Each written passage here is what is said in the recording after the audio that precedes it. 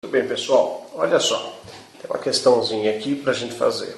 Rui Barbosa, como candidato à presidência da República, nas eleições que se realizaram em 1910, dado importante, declarava: mas por isso mesmo que quero o exército grande, forte, exemplar, não o queria pesando sobre o governo do país. A nação governa, o exército, como os demais órgãos do país, obedece.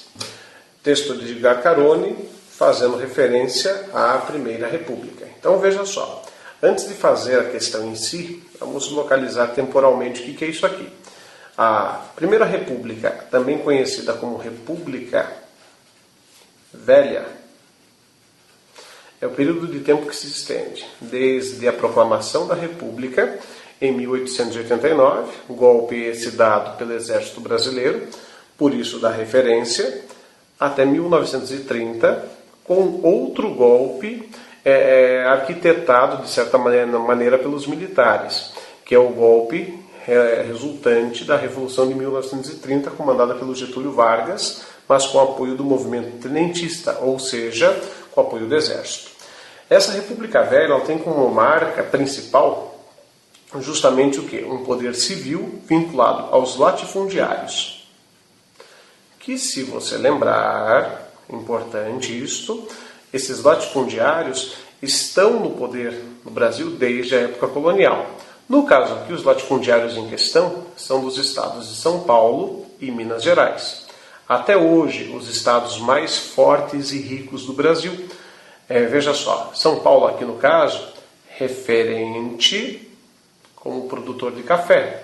Minas como um grande estado pecuarista, referindo-se aqui ao período leite, o que resulta na chamada política do café com leite, marcada pelo domínio das oligarquias paulistanas e mineiras, portanto, do café com leite. Pois bem, essa eleição citada aqui, a de 1910, ela trata justamente de uma ruptura disso aqui.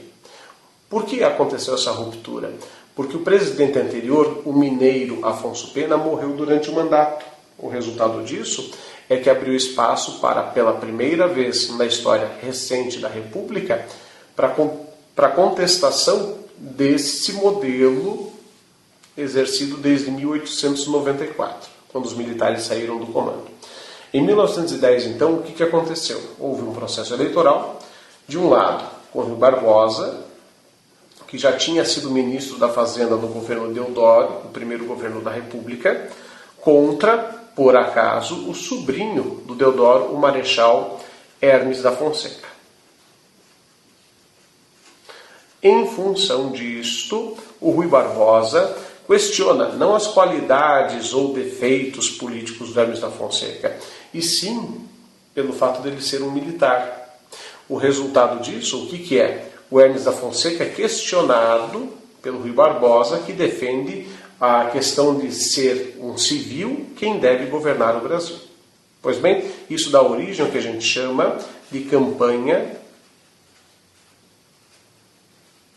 civilista. Ok?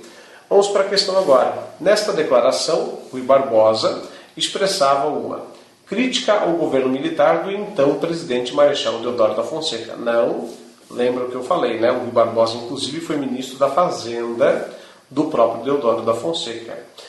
Uma crítica à candidatura do seu oponente, o Marechal e militar, no caso, lógico, Hermes da Fonseca.